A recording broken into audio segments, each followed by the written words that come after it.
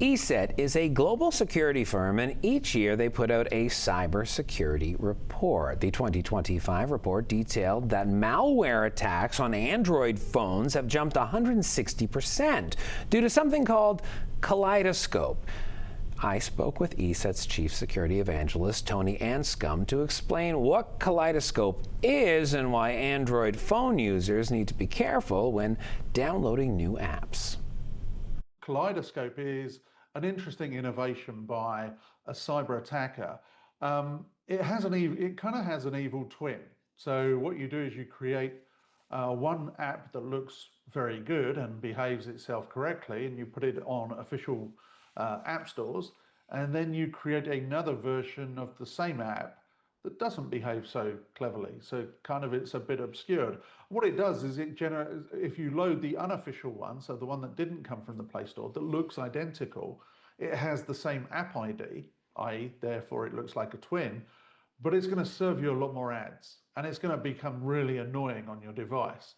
And that's malicious because what it's doing is abusing the fact you've downloaded it, and you may not even understand where all the ads are coming from. And how do you prevent doing that? Is it just a matter of definitely going to, because are both of these available on, the iStore?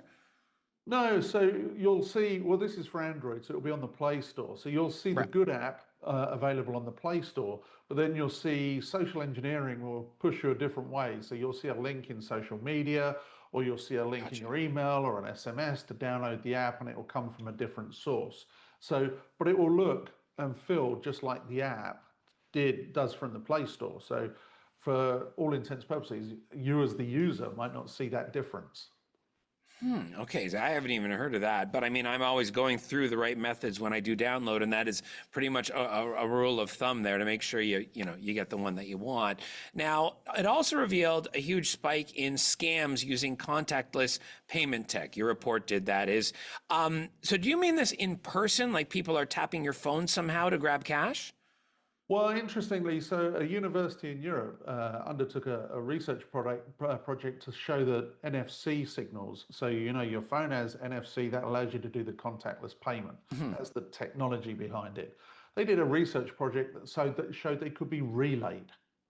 So if the phone is in one place and it's on a reader, if that reader is then taking that signal, potentially somebody somewhere else, anywhere else in the world, could be standing there actually having that signal from your phone and use it maliciously in some way to make a payment somewhere else, or even in certain cases to be stood at an ATM withdrawing cash if they know the PIN number.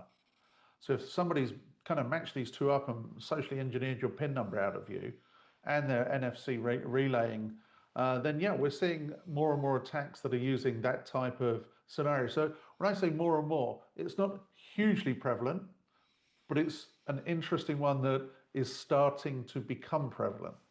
So with that said, how do you prevent that as a user? I mean, everybody's tapping to pay. Is it actually more secure to use a card than it is using your phone, or does that essentially do the same thing?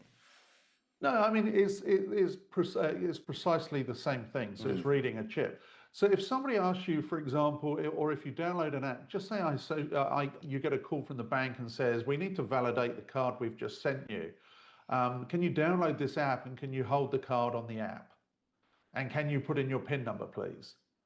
I don't know do people do that? Because I'd be like, yo, I'm not doing any of this. That's crazy. Let me call you back at the main number on the website.